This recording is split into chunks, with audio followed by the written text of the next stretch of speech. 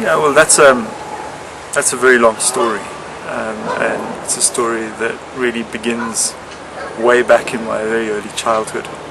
I was born in Zimbabwe, in southern Africa, and at the time my parents were living in a very small town, not even a town actually, a settlement in the southwestern Kalahari in Botswana, where effectively I was taken after being born back to where they were living and began my life there. So my life really has been principally shaped, I would say, by my relationship with wilderness, and more specifically Southern African wilderness. And in Southern African wilderness, of course, there are people who have lived there, indigenous people who have lived there for millennia, who have deep understandings of how the wilderness works, and more importantly our relationship as human beings with that wilderness. And at a relatively early age I became really interested in how people understood themselves, how people searched for for answers to some of the biggest questions in our lives. Who are we? Where do we come from? Why are we here? Where are we going? What's the point of all of this? Is there a point? And these were questions that, in a sense, plagued me from a very, very early age. And I can remember, as a very young child, spending a lot of time considering questions of infinity and what lay beyond space and the stars, and why things were the way they were. Why was the bush, as we call it in southern Africa, the wilderness, the way it was? Why did lions hunt? Why did crocodiles live in water? And I was lucky enough my father worked for the wildlife department in my early years, and I travelled with him a lot throughout Botswana. At the same time, he was in the process of starting the Botswana National Museum, and so we went out into the wilderness as part of his work as the director of the wildlife department, and at the same time interacted with a number of the cultures who lived there as part of his work with the National Museum. And I met really interesting people. I met elders from these traditions. I met indigenous magicians, doctors, practitioners of all kinds, who were asking exactly the same questions, or who had asked the same questions that I seemed to be asking, and who seemed to have extraordinarily logical, I would almost say, but powerful answers for me which made sense to some of those questions, answers which described who we were, who they are, and how we relate to wilderness, and what wilderness is all about. And so in a way I'd say that this has been the kind of formative principle around which all of what I've become has formed. I believe fundamentally that wilderness, wild areas, and by wild I mean more or less unaffected by human so-called management or intervention in any way. That these areas are fundamental to the very deepest parts of who we are as human beings. They're intrinsic to our fundamental nature, and it's not by accident, for that reason, that human nature, in a sense, is related to the word nature itself. The two are inextricably related, and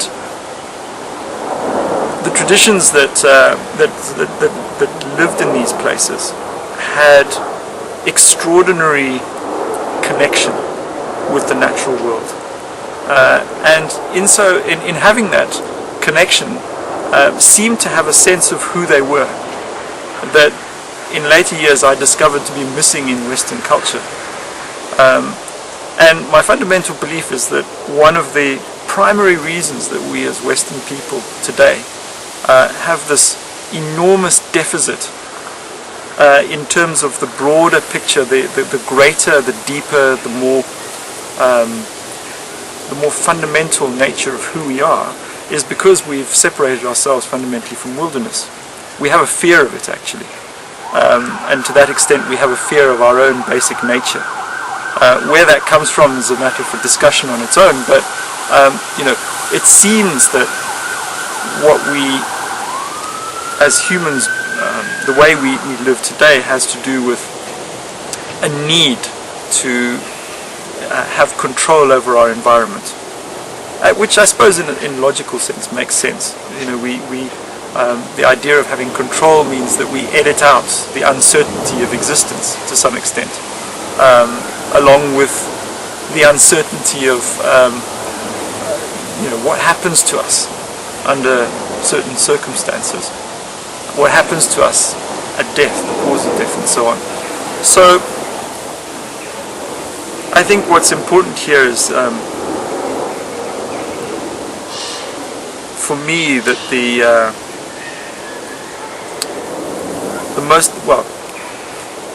core of everything I believe in has to do with an understanding that in order to really connect with ourselves, in order to really connect with each other, in order to effect healing for the various problems and difficulties that we face as human beings today, we have to have a relationship with wilderness.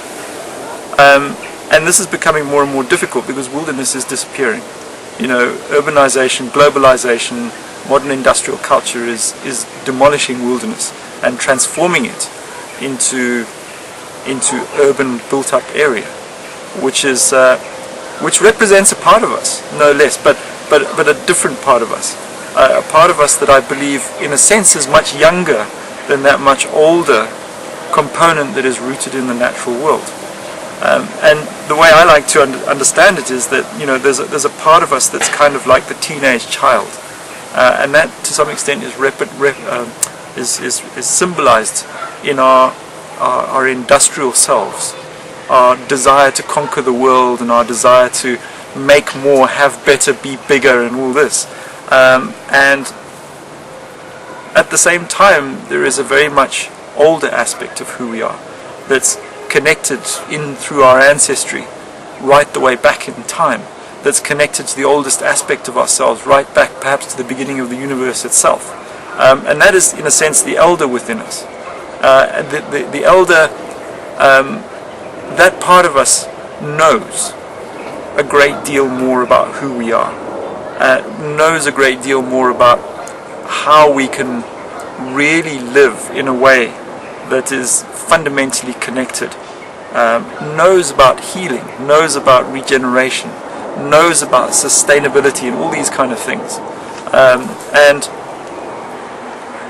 the degree to which we separate ourselves from that elder, or the degree to which we marginalize that elder through the destruction of wilderness, becomes the degree to which we are, in a sense, parentless teenagers. We're teenagers without elders to put us through the rites of passage of becoming adult ourselves. So to an extent we become humans who are uninitiated, children who never really fully become adult. And my belief is that this is one of the primary causes of a lot of the destruction, degeneration, breakdown of community and culture, and in fact probably one of the primary factors that has brought us to this perilous edge that we sit on at the moment at a global level. And I believe until we really address this fundamental question, we're not really going to find solutions to the difficulties that we face in modern culture. So in a way I think that's really the core belief, if you like, around which all of what I do now aggrades. It comes out of my fortunate circumstances as a child, growing up in wilderness with a very profound relationship with animals, trees, plants, rivers, hills, and people who deeply understood and had a profound relationship with these, and who were very good at imparting those understandings. And so, you know, I went through as a child, or as a young adult, initiations that in a way connected me in to those forms of knowledge, if you like, and gave me a way of grappling with these core questions, which I have to tell you I haven't got answers to yet, and to be honest I don't actually know that they are answerable. But what I think they are is they are in a sense a kind of koan, which the constant questioning thereof takes one ever deeper into the self, and ever deeper into this question of who I actually might be. And to some extent, for me, that has been in a manner of speaking, a process of elimination. It's more been about who I am not. And this sort of disrobing of the illusions leads me to, I suppose, a deeper relationship with a much bigger sense of myself. And this is something that I try or would like to share with people. So the people who come and see me, the people I work with, either at an organizational level or individually, I work with trying to find ways of creating experiential processes which offer a way of most viscerally grappling with these fundamental questions, in the belief that these fundamental questions underlie most of the questions we have, even in modern culture. You know, most of these questions are focused around the question of survival. You know, how do I survive? How do I provide for my family? And how do I find meaningful relationships with other people? How do I find a way of relating to the world that seems to me to have meaning and at the same time survive? These are the questions we're still dealing with, and you know, if you trace them back, if you track them back, what you find is that they end up being back there at those really primal questions. You know, what is this thing called life anyway? Why are we doing this?